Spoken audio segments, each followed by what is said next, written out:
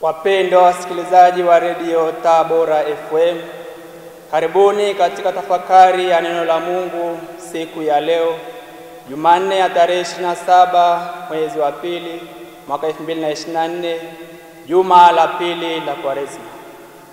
Masomo yetu ya leo, somo la kwanza kutoka kitabu cha nabii Isaya sura ya kwanza aya ya 10 na aya ya 16 hadi ya 20. Somo la Injili natoka Injili ya Mtakatifu Mathayo sura ya 23 aya ya kwanza hadi ya 12. Karibuni tusikilize Injili. Yesu aliwaambia makutano na wanafunzi wake akasema, waandishi na Mafarisayo wameketi katika kiti cha Musa. Basi yoyote watakayowaambia miyashike na kuyatenda, lakini kwa mfano matendo yao msitende, maana wao hunena lakini hawatendi. Wao hufunga mizigo mizito na kuwatwika watu mabegani mwao, wasitake wenyewe kuigusa kwa kidole chao. Tena matendo yao yote huyatenda ili kutazamwa na watu, kwa kuwa hupanua hirizi zao, huongeza matamvua yao, hupenda viti vya mbele katika karamu na kuketi mbele katika masinagogi na kusalimiwa masokoni na kuitwa na watu Rabi. Bali ninyi msiitwe Rabi, maana mwalimu wenu ni mmoja, nanyi nyote ni ndugu. Wala msimwite mtu baba duniani, maana baba yenu ni mmoja aliye wa mbinguni. Wala msiitwe viongozi, maana kiongozi wenu ni mmoja, naye ndiye Kristo. Naye aliye mkubwa wenu atakuwa mtumishi wenu. Na yeyote atakayejikweza atadhiliwa, na yeyote atakayejidhili atakwezwa. Neno la Bwana. Wapendwa taifa la Mungu, somo tulilosikia hivi punde, tunaalikwa kutafakari juu ya dini ya kweli kudhihirika katika maneno na matendo. Wapendwa wasikilizaji, Yesu Kristo anapoanza kwa kuwasifia waandishi na Mafarisayo kuwa walifundisha juu ya kanuni kubwa ya sheria ambayo Musa alipokea kutoka kwa Mungu kwamba tuzitii, ila Yesu akazia kwa matendo yao tusiwafuate, maana wanayofundisha katika imani na dini yao hajidhihirishi katika matendo. Wapendwa katika Kristo, mtizamo wa waandishi na Mafarisayo juu ya dini kwa ujumla una matokeo msingi kabisa. Jambo hili likapelekea kuwa na sheria na miongozo mingi, hivyo ikawa mzigo usiochukulika wala kuvumilika kwa watu wa kipindi chao. Jambo hili wapendwa, ni jaribio pia kwa uwasilisho wa dini nyingine yoyote ile, kama inawainua watu au kuwakandamiza. Au je, inawafanya watu wawe na furaha au huzuni? Au je, mtu anasaidiwa na uwepo wa dini hiyo? Pale dini inapokuwa huzuni na mzigo kwa watu, hiyo inaacha kuwa dini ya kweli ambayo Mungu alikusudia kwetu sisi taifa lake. Dhamana ya dini yoyote duniani inapaswa kudumisha na kulinda haki, amani na maridhiano. Inasikitisha kuona baadhi ya dini zinachochea waamini wake kuwa na misimamo mikali ya kidini na imani, kuanzisha vita na ghasia kwa jina la Mwenyezi Mungu. Kimsingi, dini zote ulimwenguni zinapaswa kujikita katika nguvu ya amani, upendo na mshikamano, haki na upatanisho. Hayo ni mambo muhimu sana yanayotambulisha dini sehemu mbalimbali za dunia. Wapendwa wasikilizaji, Mafarisayo wanakuwa ni mfano wa watu wanaoshikilia tu dini kwa kuonekana na watu kuwa wapo makini na dini, kwa kufuata tu sheria na taratibu.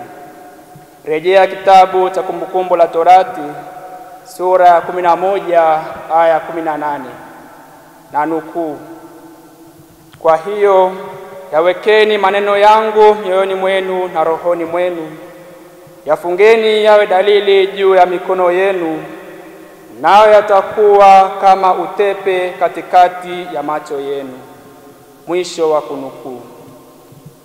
Wayahudi walishika vizuri sheria hizo za Mungu kwa kuvaa katika kifundo cha mkono na katika paji la uso mithili ya kibao chenye sheria hizo wakati wa sala, ili wasome hizo sheria na kuwakumbusha kuzishika.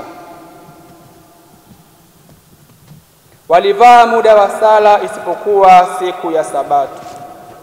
Kwa upande wa Mafarisayo, ili kuteka hadhara ya watu, hawakuvaa tu katika vifundo vya mkono na paji la uso, bali walivaa kubwa mwili mzima, ili pia kuonesha mfano mbele za watu juu ya utii wa sheria kwa Mungu. Mafarisayo vile vile walipenda nafasi za mbele wapeo wao. Ndugu zangu, kipindi hicho kwa utaratibu wa Palestina, nafasi za mwisho zilichukuliwa na watoto na wale watu wasiokuwa na umuhimu katika jamii. Nafasi za mbele zilikuwa ni kwa waheshimiwa na wazee, wakitazamana na kutaniko la watu. Yesu amekuja kuleta usawa.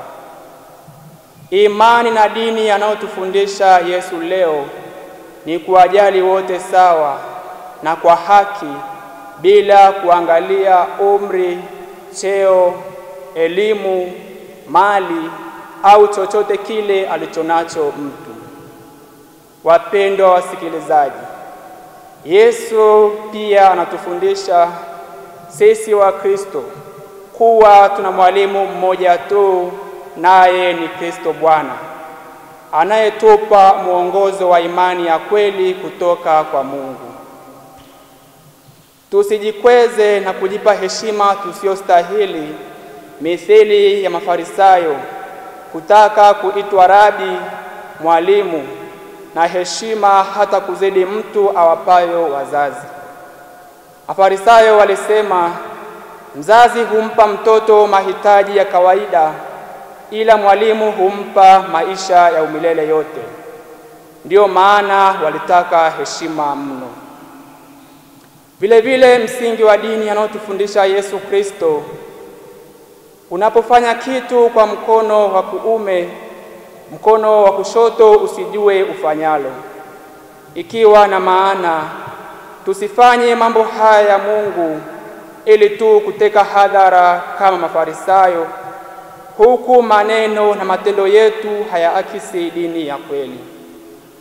Yesu aliwalaumu Mafarisayo kwa hili: kuvaa au kutenda ili kuteka hadhara. Ndugu zangu, dini isiwe ni ya kujitafutia maslahi binafsi. Tujali wengine kwa moyo wa dhati. Yesu anatoa msingi wa dini ya kweli katika maneno, matendo na kuwajali wengine.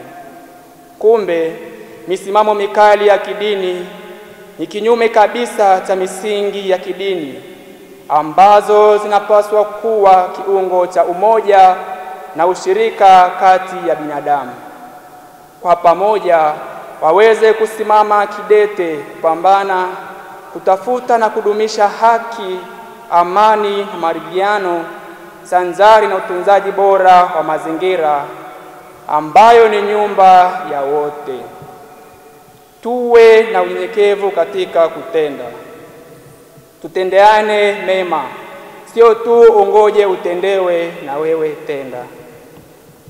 Tusijione kuwa mimi ni bora kuliko huyu au yule. Daima tumtazame Yesu aliye mtumishi mnyenyekevu, hata akatuambia yeye ndiye mwalimu wetu atupaye mwongozo kutoka kwa Baba. Tuzidi kuomba neema ya Mungu, hasa kipindi hiki cha Kwaresma. Tutege masikio tusikie sheria ya Mungu, kama tunavyoambiwa katika somo la kwanza. Sheria ya Mungu daima inatuelekeza katika kutenda haki.